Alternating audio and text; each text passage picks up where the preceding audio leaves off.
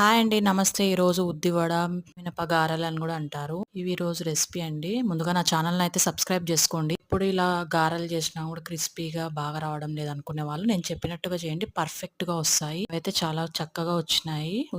మినప గారెలు. ముందుగా నేనైతే ఇక్కడ 2 గ్లాసుల మినపప్పు, ఒక చిన్న టీ గ్లాస్ అన్ని రైస్ వేసి నైట్ అంతా బాగా నానబెట్టాను. మార్నింగ్ బాగా వాష్ చేసి ఈ పప్పుని నేను గ్రైండర్‌కి పంపించాను. గ్రైండర్‌లో వేయడం వల్ల పిండి బాగా పొంగినట్టుగా వస్తుంది. నేను ఇందులోకైతే సోడా పొడి, ఉప్పు అన్నీ తగినంత వేసుకొని అలాగే పచ్చిమిర్చి, కరివేపాకు, కొత్తిమీర కట్ చేసినది వేసుకుందాం. కాస్త జీలకర్ర కూడా యాడ్ చేసుకొని బాగా మిక్స్ చేసుకుందాము. స్టవ్ ఆన్ చేసి బాండ్లి పెట్టి ఆయిల్ డీప్ ఫ్రైకి సరిపడా వేసుకున్నాము. బాగా ఆయిల్ కాగిన తర్వాత ఇందులోకి హాఫ్ టేబుల్ స్పూన్ సాల్ట్ వేసుకుందాం.